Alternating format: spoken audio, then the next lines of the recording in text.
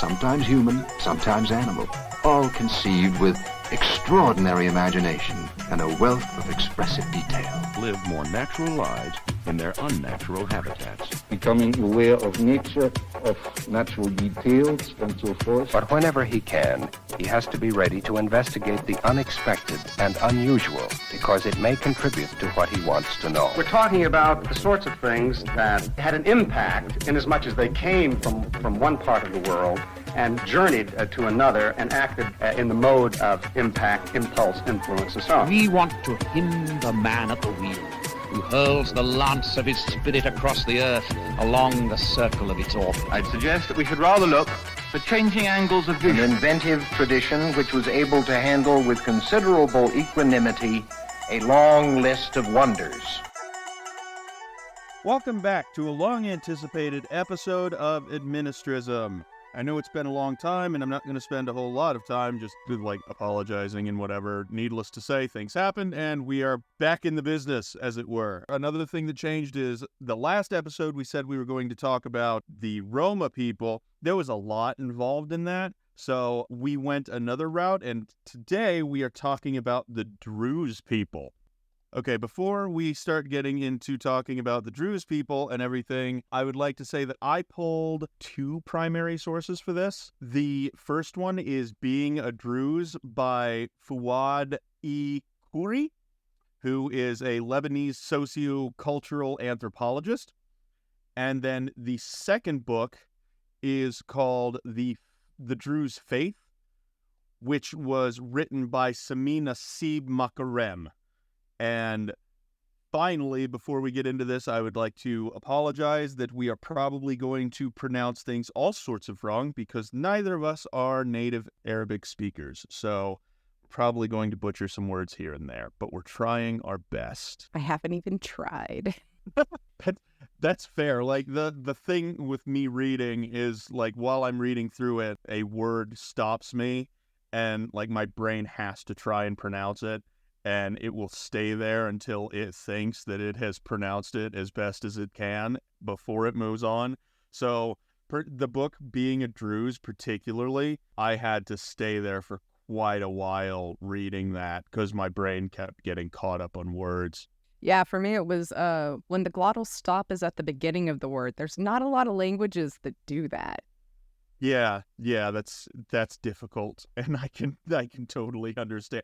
But yeah, I was also reading tangent.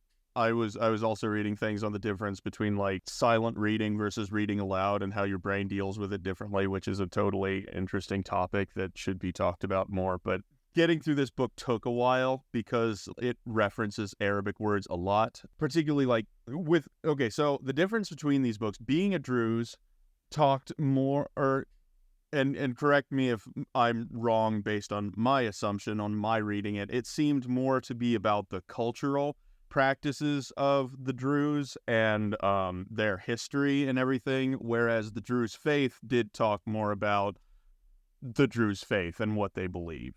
Yes, but the Being Druze faith was very narrow in what their faith actually is.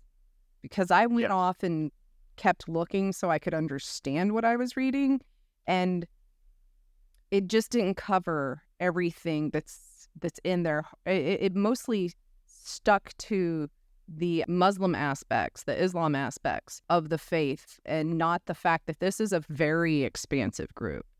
Yeah, and I did find a lot more practical as far as religious practices, their actual practices was in Being a Druze, whereas what they believed was in the Druze faith. And I did find that interesting. I did find what they believe interesting, and one of the problems coming across this is as they're they're a branch off of Islam, a lot of their beliefs and foundational practices are rooted very firmly in the Quran, which I admittedly do not know very well. However, that has through all of this research sparked an interest in me reading more of the Quran and the Hadiths and everything.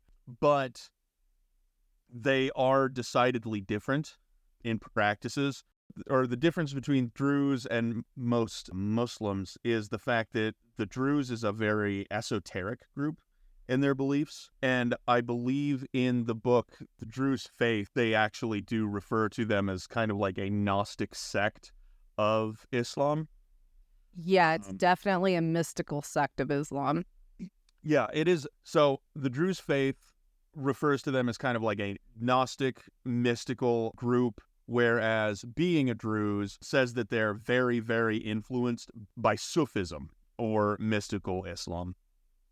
And by looking at the dates that everything kind of happened, like Sufism rose at about the same time that the founder of the Druze started, which his name was Hamza ibn Ali. He was 11th century and wrote a lot of his texts at around like 1021 or something like that. And that's around the same time that the primary texts of Sufism were also published or also written. There is a link between the two, but there are decided differences. For example, from what I was able to find, the Druze do not follow the 5 pillars of Islam, or at least they do, but they do so in like an esoteric way, right? So everything that they read from the Quran, they take with an esoteric flair, in much the same way as the Gnostics took from the Gospels and Christianity. With the 5 pillars of Islam, like one of them being testimony, with that testimony being like the first pillar of Islam being there is no God but God,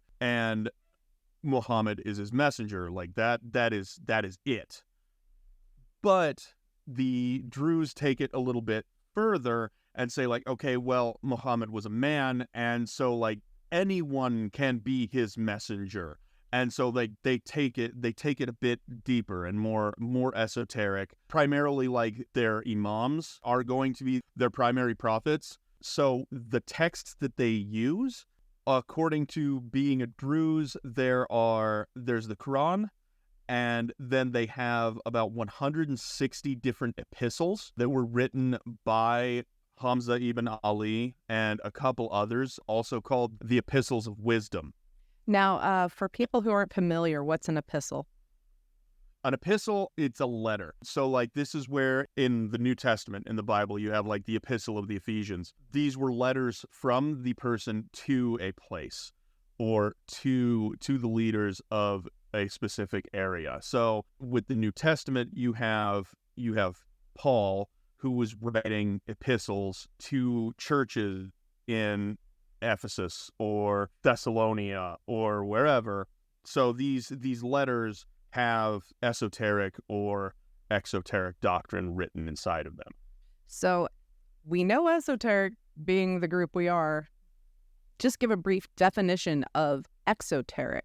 Exoteric is basically like how it presents on the outside. So as I had said with the pillars of Islam, the exoteric would be there is no God but God and Muhammad is his messenger. That is the exoteric. That is how it presents on the outside. But the esoteric, it has a hidden meaning. That hidden meaning being that according to this, God gives man the inner meaning of the word of God. And so you can learn as a prophet just as Muhammad was a prophet. So that's the esoteric being the hidden meaning, exoteric being the as it presents on the outside. Thank you. And so you have these epistles, and they don't use the hadiths, which the hadiths are a lot like the Jewish Zohar or rabbinic commentary on the text. The hadiths are much the same way. They are scholarly commentation or commentary on the Quran. And so within Islam you have the Quran itself, and if you need further explanation as to things, you look at the hadiths, and the hadiths are what gives you further explanation as to these learned scholars of the Quran. They break things down further. The Druze do not use that. Instead they use the epistles, and on top of the epistles, one thing that I really liked, and I'll talk about later as far as what their practice involves, is they incorporate a lot of other texts, notably things from like Plato and Socrates, in order to enrich their practice. And I think that might come from what they define as truth. And if another religion has truth, then it's a truth nonetheless. Yes. Mm-hmm. Yes. And that's also the very, like, one of those esoteric approaches as far as religion goes. Like, everything has a truth, you just have to find it. But then there are some, apart from not using the hadiths or completely following the 5 pillars of Islam, there are a lot of other aspects of Druzeism, which is a difficult word to say, Druzeism, that stray away from what Islam teaches. And one of the primary ones is the belief in reincarnation. And this belief in reincarnation also comes from an esoteric understanding of the Quran. Let me see if I can pull up the verses that it calls from. One of the things with Druze is, in their practice of believing in reincarnation, is there's, along with it being reading from the Quran, they also kind of lean on a scientific approach as well. There's this time that after a child is born, they believe that they can still kind of remember these things from past life. So let's see, if in chapter 5 of Being a Druze, it says one of the proofs, as evidenced by what they call al-nuk, literally meaning the speech, is debatable. Al-nuk occurs when the reincarnated soul, which has taken a new body, remembers some incidents of its past experiences. That is, when it was living in another body. When a child speaks of his or her past memories, he or she is said to have visions. It is widely believed that during al-nuk, a person exhibits a set of physical signs, relaxed facial expressions, ghostly eyes, an imaginative mood, mental absenteeism, which collectively suggest that he or she has been mysteriously taken to another world. They also still do this as a folk practice today, where they'll go and verify the child's statements. Mm-hmm. And one of the things with their reincarnation is they believe that once a Druze, always a Druze. So when you die as a Druze, you come back as a Druze. And so, like, there's a big social thing having to do with that as well, because they'll greet each other based on, like, oh, like, I remember, let's say me being nice is based on, you were probably great to me in a past life, but I can't be for certain. So, like, there's always this kind of congeniality that exists between the Druze, and that's one thing that kind of binds them together as a social group, because they believe that, like, at any time this other person could have helped you in a past life or could have helped you in this life and you not know it. So, like, that's kind of social glue that binds everything together. Going back to the Quranic verses, the book Being a Druze lists a few of the verses in the Quran and how it could lend potentially to reincarnation, such as how can you reject the faith in God, serving that ye were without life, and he gave you life? Then he will cause you to die, and you will again bring you to life, and again to him will ye return. And so this is one of the, like, esoteric approaches of learning through the text, like just saying, okay, yeah, sure, I'm going to die, he'll bring me back, and I'm going back to him. That could be as the Christians see it, where you die and then you were raised again into heaven, and to do that. However, with the Druze, they take a more esoteric approach and see that as reincarnation.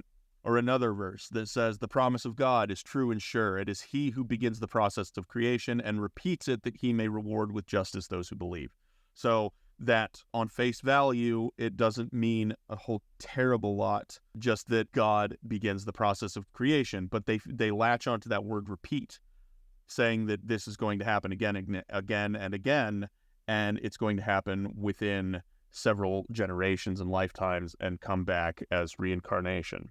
And for them, it is immediate. There is no lag time between death and birth. Once you die, you are reborn. They don't have a gap there.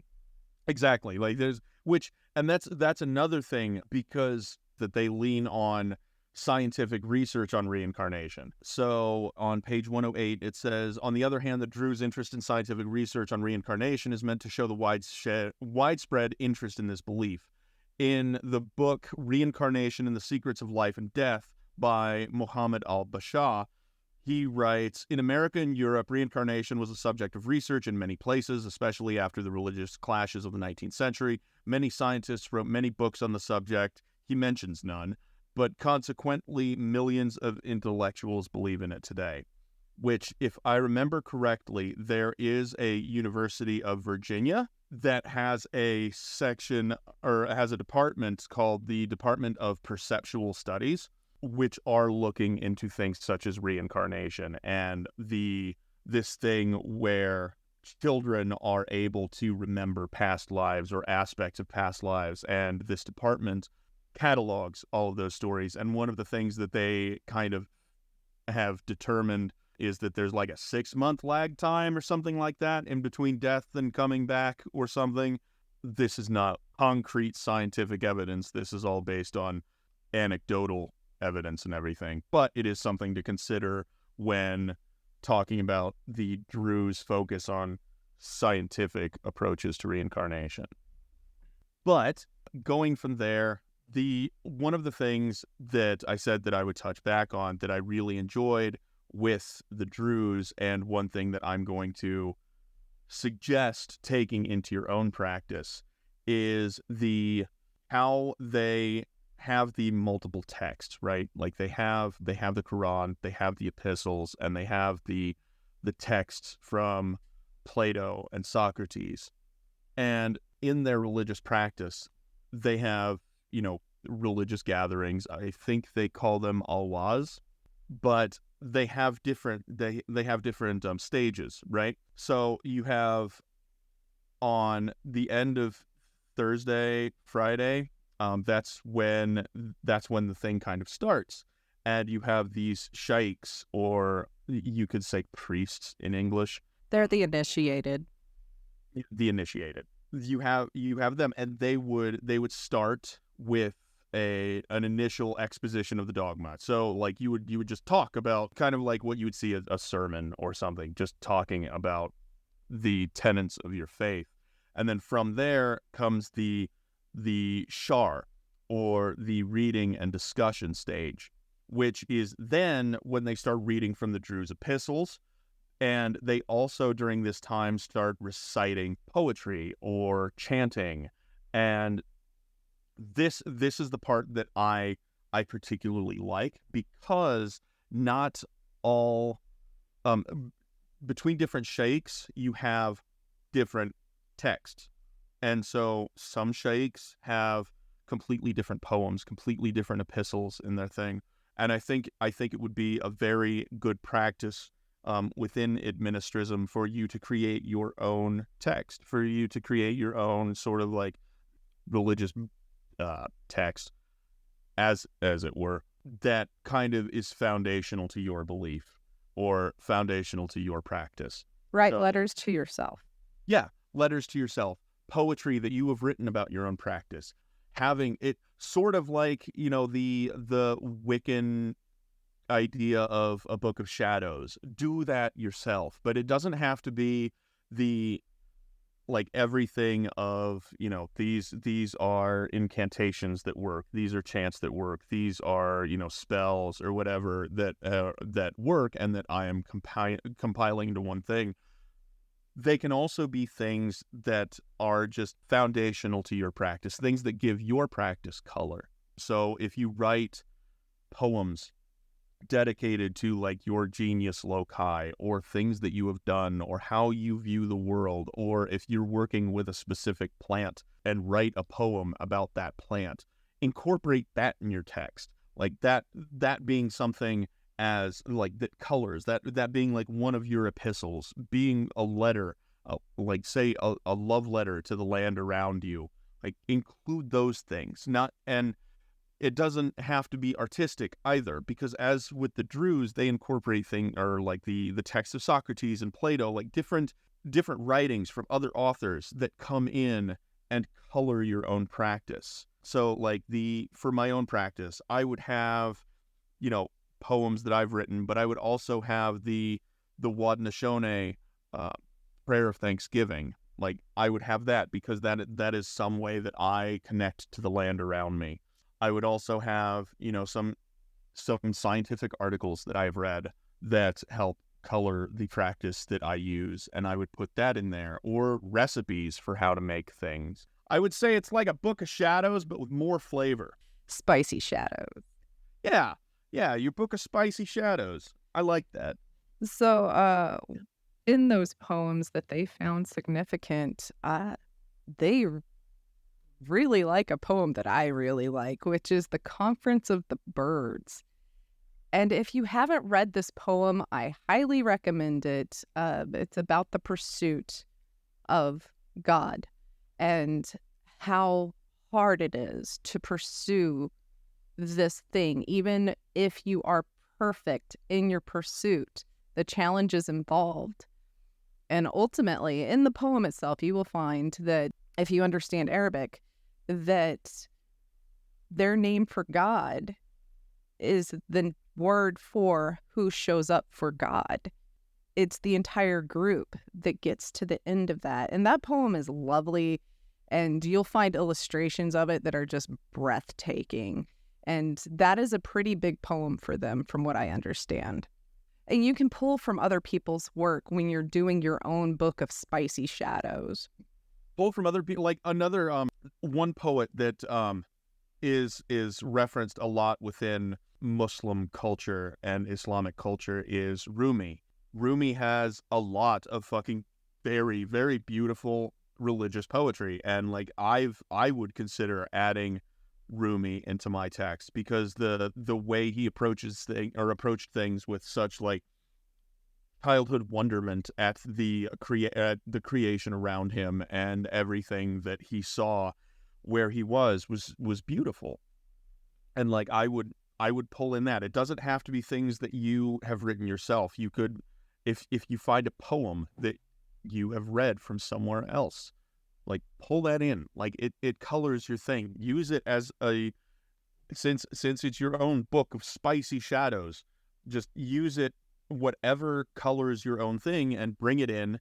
And this is what colors your thing, and use it as a text of worship. So of worship of whatever you're worshiping at the time, be it yourself, be it the genius loci, something that ties you to that and puts you in that kind of that state that you want to be in when you're performing things. And this can be something that when you have people come over who are looking for help from you or like assistance from you regarding anything, and like you want to put them in the same mindset you are, this is how you do it. Help them understand this is how I view what I'm working with.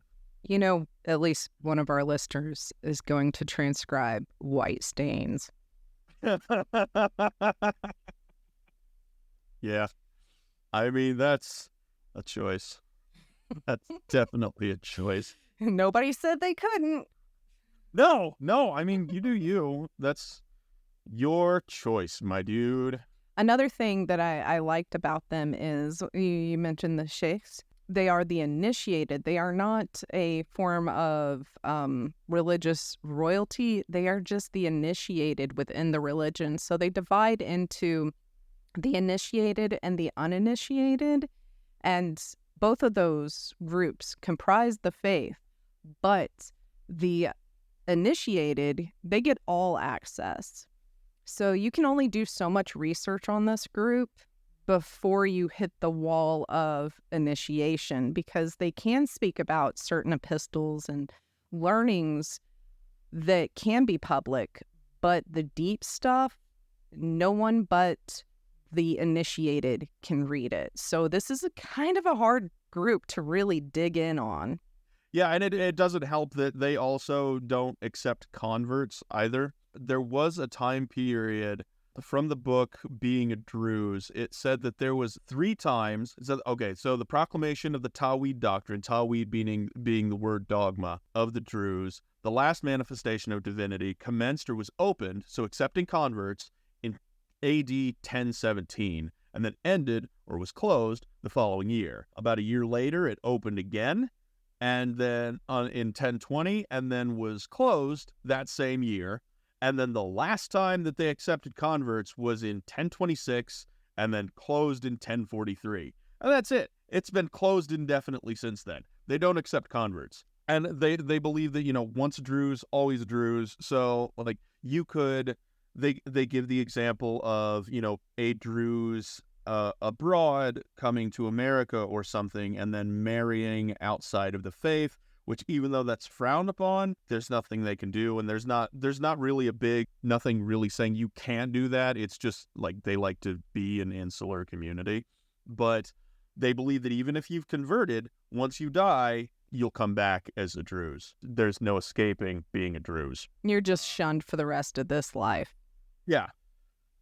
So, as you'd said, it's kind of hard to get into the deeper things. Like they have the things written down, like the epistles and the 5 decrees. But even then, according to the book Being a Druze, it said they have the Quran, but then 6 books containing 106 epistles and 5 decrees. But this only constitutes about a quarter of their doctrine. So there's a lot that we're not going to find out, and that's just how it is, because a lot of what they do is orally passed on. And with being a sheikh, as you had said, that they are the initiated, how with their community, the sheikhs are those who help other Druze like come to conclusions and everything. They're basically seen as being initiated as like learned teachers, and that's it. It's just like their prominence as far as everything, because there's no hierarchy. So unlike, Catholicism or whatever, where you have like priests and then bishops and then cardinals and popes or whatever, they don't have that. Instead, the potency of a sheikh is based upon their deeds and what they teach. And so the more they know the dogma and the more they know the text and the doctrine and what the religion's about, the more revered they are based on that, and then how they encounter and deal with the people around them. So you have these sheikhs help other tribes and like communication between the Druze and like other local groups. And because they're able to do that, they have a lot of prominence within the community as pretty great dudes. And they also do have kind of a step above sheikh. It is, I don't remember the original word, but it is their version of a saint, and you can be a saint while alive. Yeah, because that's based on like a miracle or something happening in your life, correct? I remember this one story where there was one of the sheikhs who was traveling from one town to another and then went to sleep overnight in a cave, and this bear came into a cave, and he had just prayed to God, like, hey, keep me safe. And then the bear just kind of like got up and walked away, and they saw this as a miraculous kind of thing. Like there was no bear attack that night, and so he was kind of raised to a sort of saintly position. Bye, bear. Just like being cool with bears gets you sainthood, which that's kind of similar in the Bible too, right? Like I think it was Elijah who just like sent bears to attack 40 kids because they made fun of him for being bald. That's, you get it. You get right with God, you can fucking chill out with bears. Another aspect that I thought was interesting about this culture was they're loyal to the soil. And what this means is their hierarchy in their culture has to do with land and how it is used. And like the top thing you can be in their culture is a farmer. And to use your land and make food products, do the farming, that's kind of their aspirational goal in this culture. And it has a lot of interesting interplay with how they associate with other cultures.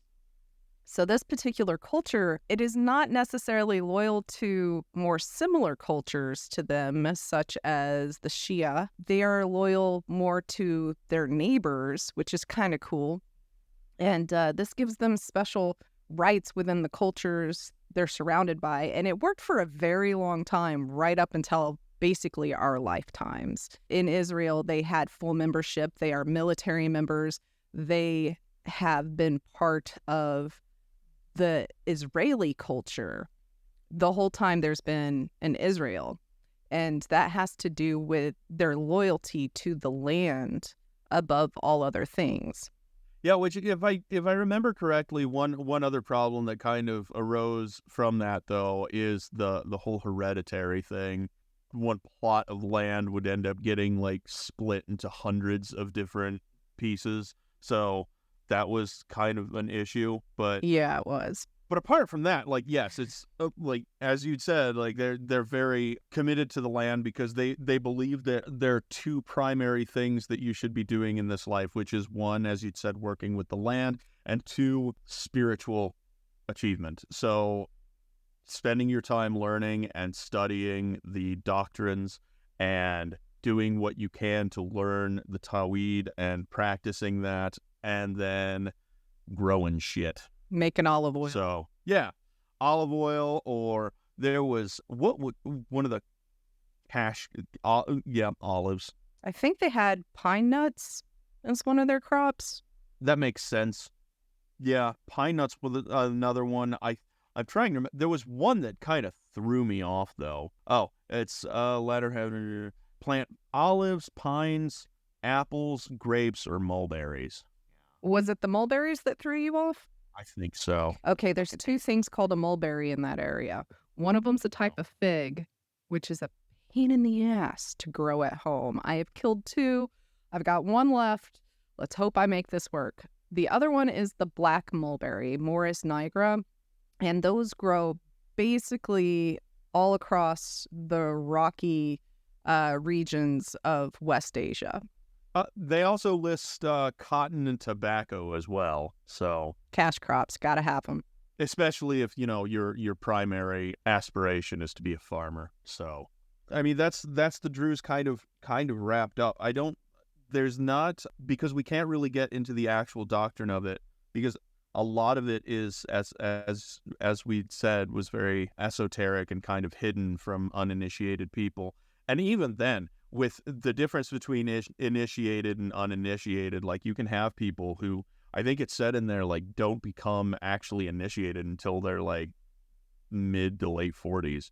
So it can take a very long time, and the only thing that gets you initiated is through the understanding and guidance of another shaykh who basically says like, no, I recognize you as one of the initiated people, and then they give you that they give you that status from there. It's not very easy to do, and then they have certain practices, certain commandments that if you break, like you can never become one. So I know adultery was one, murder of another Druze was another one, and it's because their religious service has these different sections. So you had the one where they talked about the doctrine, and then you had the one where they talked about, or they went over the poetry and whatever. Like there are other sections, and then based upon what crimes or whatever you've committed, you're excluded from those. After you get to a certain part, you have to step out. You can't be in there anymore.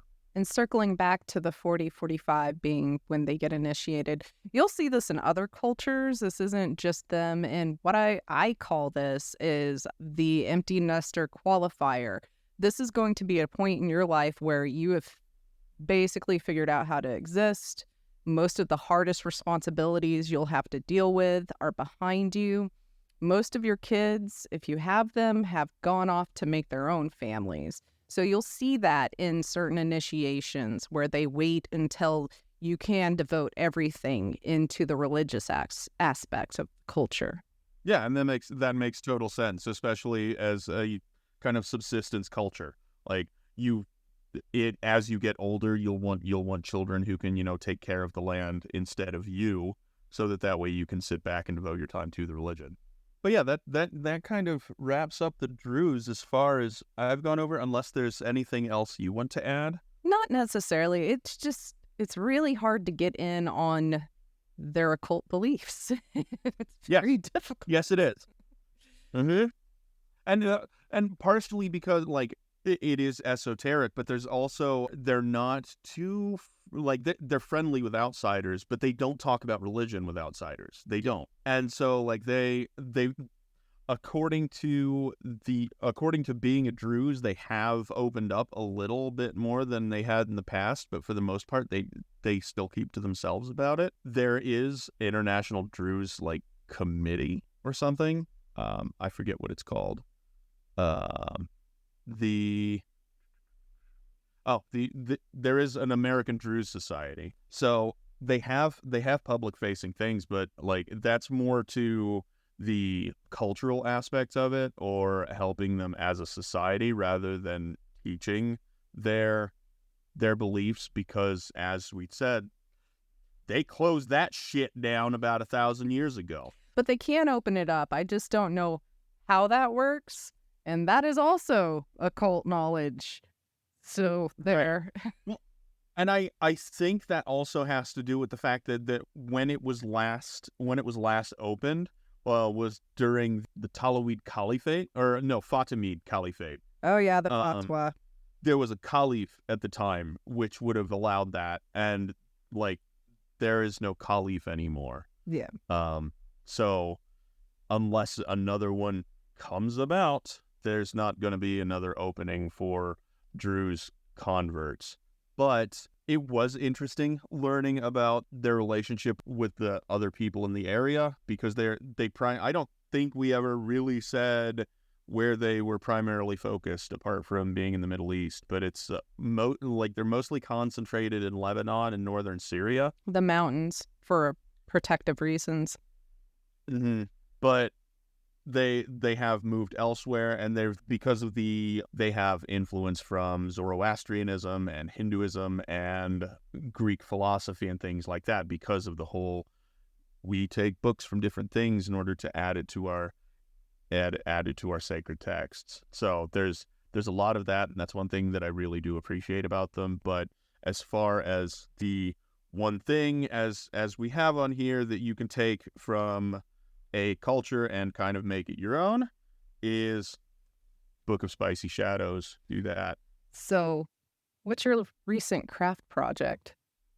So my recent craft project, well, it's not recent right now. It's been something I've been doing, but one thing that you can do at home in order to increase your like homesteading thing is to make your own lye, or potash, as it were. And in order to do this, how I've done it here at home, which I have a bit more land, but you can do it wherever, really, as long as you have a source of ash. Don't do it on a patio of an apartment.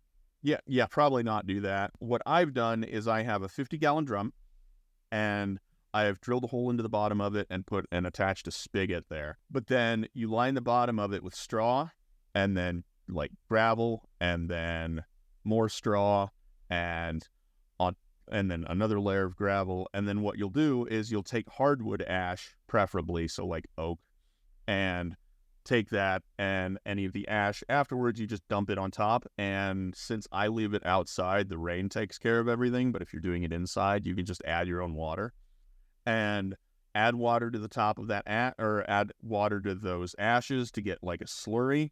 And then the water will filter itself through the bottom. And as it gets to the bottom, to where your spigot is, that's where it has filtered out all of the potash and everything. So you open your spigot and get the water and all of that, and then you heat it up and boil off the water, and then you're left with lye.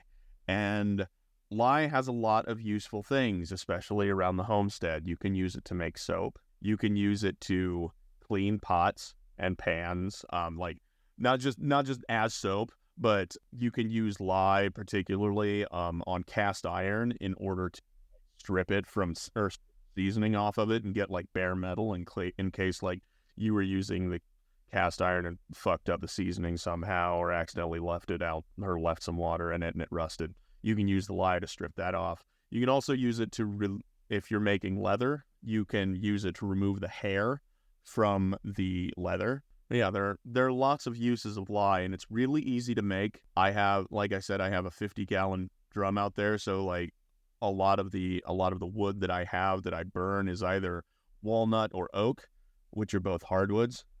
And so after burning that, after a fire, the next day I'll go out and I'll take the ash from that fire, just throw it into the 50-gallon drum, and then I let it rain instead of just me filling it up with a hose or whatever. I let it rain to kind of take care of that, and then after a while, I'll drain it out and cook that down in order to get potash or lye. So what would you say the pH is on what comes off the spigot? What comes off the spigot with the mixture of water, the pH is usually around like 11 to 13. I mean, I haven't tested it with my pH meter, which I probably should, but... What does that mean for bare skin? Yeah, don't do as I do as I say. Wear PPE, because you will get chemical burns. Like, it is pretty rough. If it's going to remove hair from leather and strip seasoning off of cast iron, you should probably wear some gloves. That's a good idea. You should do that. Thanks for pointing that one out. So what plant do you have for us this episode? Well, 'tis the season. We're not going to focus on a plant. We're going to focus on thinking about the plants. As many of you probably have started doing, you're hunting seed catalogs, putting in your orders, getting a little horny for it. Don't just get seeds, okay? You have to plan these things out. You need to understand things like when your last frost date is. For me, the last frost date is April 30th.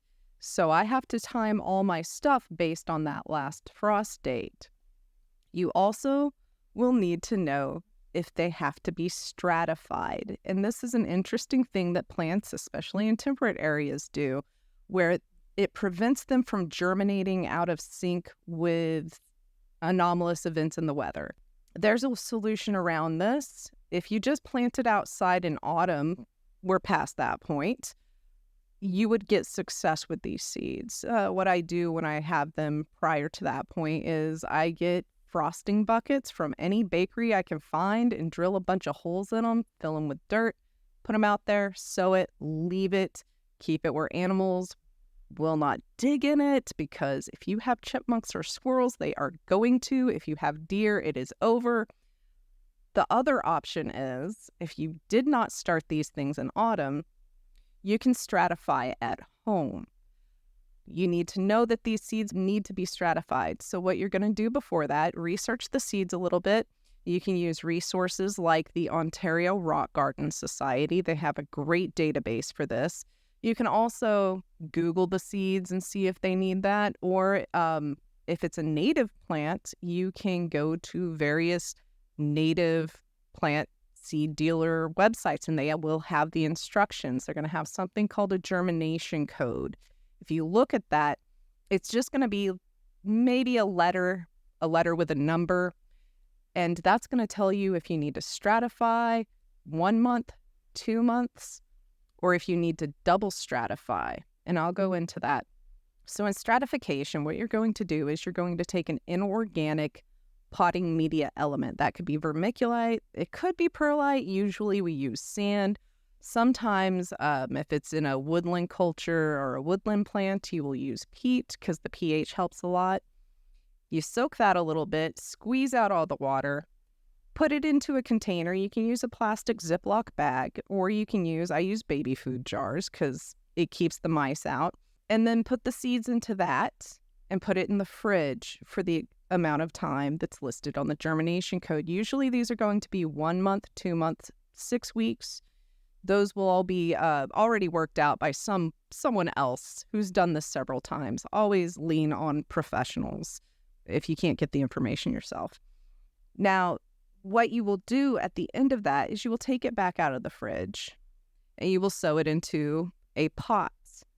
If you've never worked with the plant before, make sure it's a pot that can fit back into the fridge. If you see no germination after 2 months, you put it back in the fridge and you wait for autumn. That's called a double dormancy. It requires a double stratification.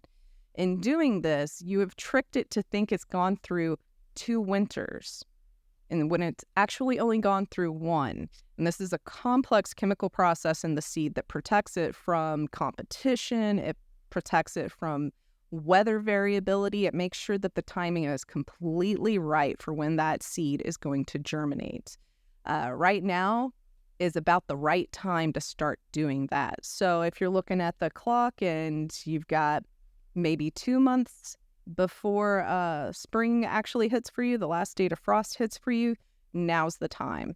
If you miss that opportunity, just save those in your fridge, stratified. Do that process, but just save them in the fridge until the next season, and please don't throw them out. Label everything. Once you pull out a pill bottle filled with dirt that you didn't label, and you last looked at this last year, you're going to have a hard time, especially if you're new to this, because what comes out of the bottle, you might not be able to recognize the seedling. And as always, if that happens to you, you can reach out to me and I probably know what it is. But yeah, that's the technique I wanted to put out there. Nothing's really growing right now. So now's the time to plan, think about it, look at your local area. What's the sun doing? What's the weather doing? If you're in Florida, you're lucky. But yeah, think about your seeds. Think about the entire life cycle of these plants and what they go through to become a full-grown plant. Fuck yeah. I know we have to do some stratification of some of our plants because we're trying to bring back local ones to our areas. So the one that we've had to stratify more often would be the milkweed. I stratified, I want to say 15 plants this morning, just getting going. Oh, wow. Yeah. Damn. I went onto the Facebook Marketplace earlier this week. I said, work, I need a fridge. You're going to buy me a fridge. And I got a mini fridge for my work. It's in my office. That's awesome. Yeah. And so it's now my seed bank. Now I have to clean it. But yeah, it's now filled with baby food jars with seeds in them. Well, and I think that wraps up this episode of Administrism. Right now, we don't have anything planned for the next one. We will try and get one out a lot sooner, but unless there's a culture that you specifically want to look at, Pythia, I don't have one this instant. I have a whole stack of books from Calibans to get to you. Oh, okay. Yeah. Sounds great. But with that being said, thank you for joining us for this episode, and we'll get another one out, but fuck yeah, the Druze. Fuck yeah.